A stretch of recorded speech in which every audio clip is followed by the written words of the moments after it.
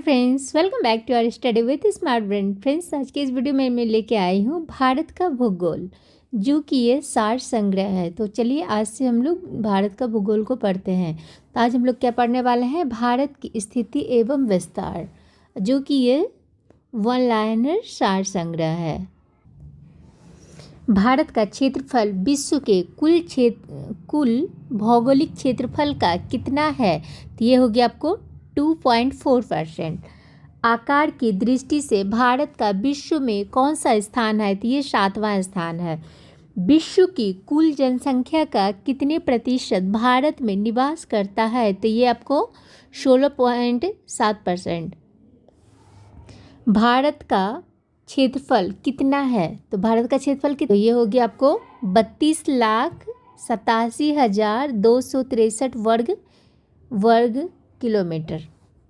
भारत की उत्तर से दक्षिण तक कितनी लंबाई है? तो 3,214 किलोमीटर है।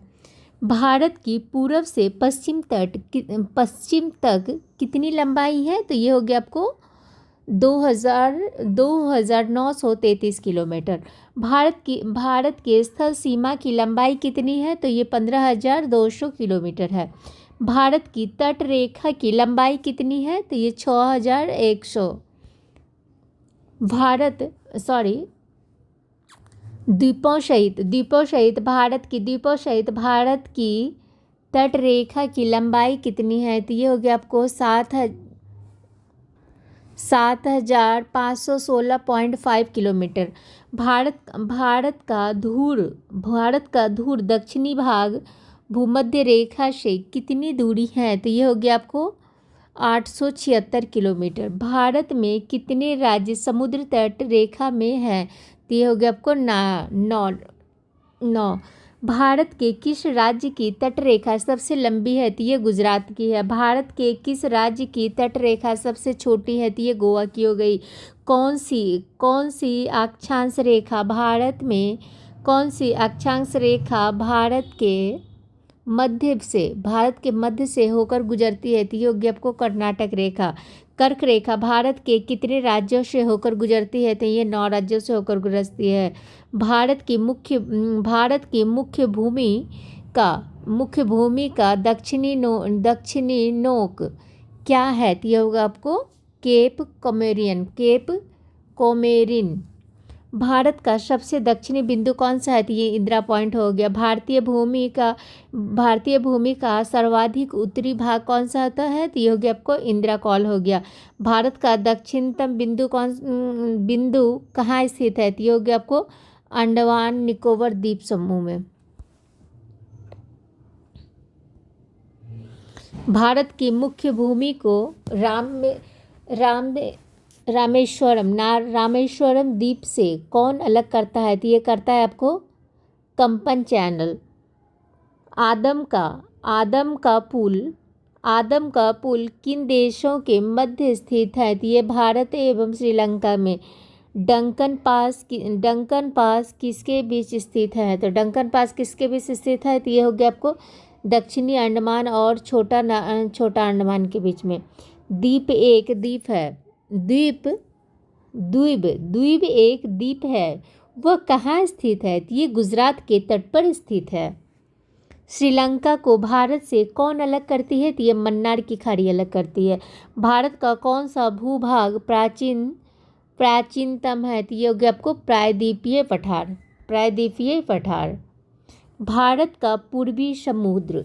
का पूर्वी समुद्र तट किस नाम से जाना जाता है? तो ये नाम जाना जाता है कोरोमंडल के नाम से जाना जाता है। भारत के पश्चिम समुद्र तट का उत्तरी भाग किस नाम से जाना जाता है? तो ये कोंकण तट के नाम से जाना जाता है। भारत के पश्चिमी समुद्र तट का दक्षिणी भाग किस नाम से जाना जाता है? तो ये जाना जाता है मालाबार तट के नाम। निम्नलिखित नगरों में कौन कर्क रेखा से निकटतम दूरी पर स्थित है? तो ये कौन हो गया आपको? तो ये गांधीनगर हो गया।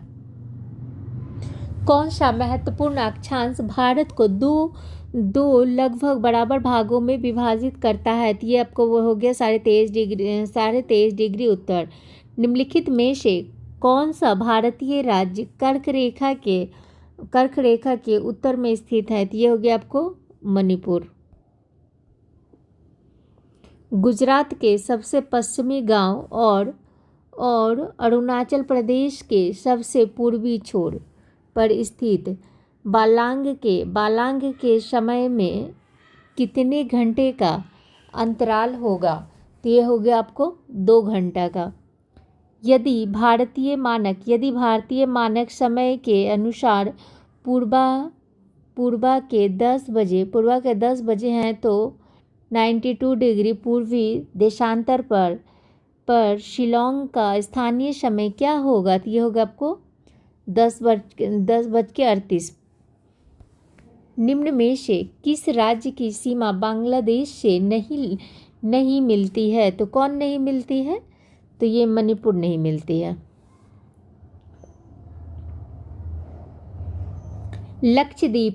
लक्षद्वीप समूह के द्वीपों की उत्पत्ति किस प्रकार हुई है, तो ये प्रवालों से हुई है। न्यूमूर द्वीप कहाँ स्थित है, तो ये बंगाल की खाड़ी में स्थित है। लक्षद्वीप समुद्र कहाँ स्थित है, तो ये अरब सागर में स्थित है। लक्षद्वीप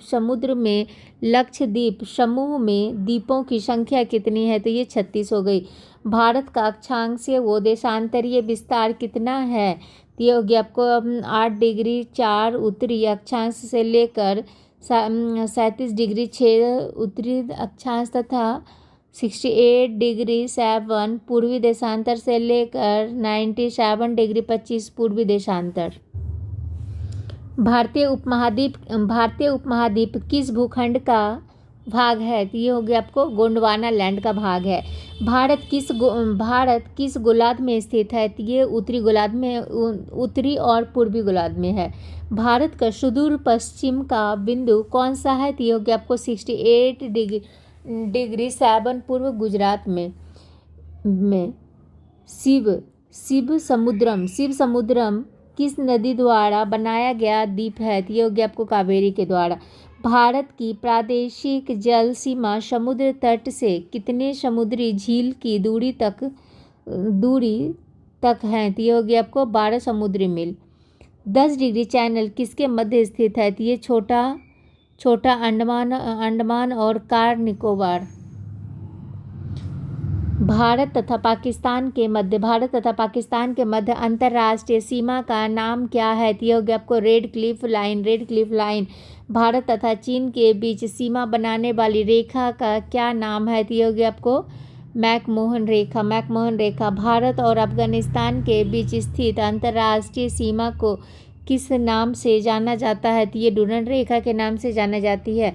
भारत की सबसे लंबी स्थलीय सीमा किस देश के साथ है, तो ये बांग्लादेश के साथ है। भारत की सबसे छोटी स्थलीय सीमा किस देश के साथ है, तो ये अफगानिस्तान के साथ है। भारत के किस राज्य में थार मरुभूमि स्थित है, तो ये राजस्थान में है। भारत का मानक समय कितने डिग्री देशांतर पर आधारित है, तो ये हो गया आपको 82.5 डिग्री पूर्वी। भारत के कुल भूभाग का कितने प्रतिशत पर्वतीय हैं, तो 11% हो गया। भारत के कुल भूभाग का कितने प्रतिशत मैदानी भाग हैं, तो ये 43%। Thank you friends. नहीं अभी और है, सॉरी। भारत और पाकिस्तान के बीच अंतर्राष्ट्रीय सीमा का निर्धारण रेड क्लिफ ने किया था, इसलिए इसे रेड क्लिफ के नाम से जाना जाता है। भारत और चीन के बीच अंतर्राष्ट्रीय सीमा का निर्धारण मैकमोहन ने किया था, इसलिए इसे मैकमोहन के नाम से जाना जाता है। भारत और अफगानिस्तान के मध्य अंतर्राष्ट्रीय सीमा का निर्धारण डुरंड ने किया था, इसलिए इसे डुरंड के नाम से जाना जाता है। अब देखते हैं क्या पड़ोसी देश के साथ भारतीय सीमा का लंबाई।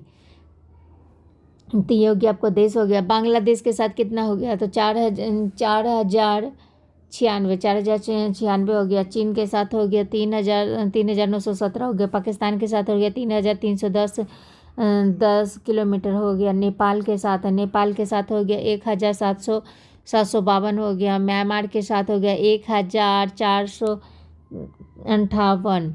भूटान के साथ 587। अफगानिस्तान के साथ हो गया 80। Thank you friends, I hope कि आप लोग को पसंद, अगर पसंद आती है तो प्लीज़ शेयर कीजिए, लाइक कीजिए, सब्सक्राइब कीजिए। अब नेक्स्ट वीडियो में हम लोग पढ़ते हैं क्या भारत का पर्वत। Thank you.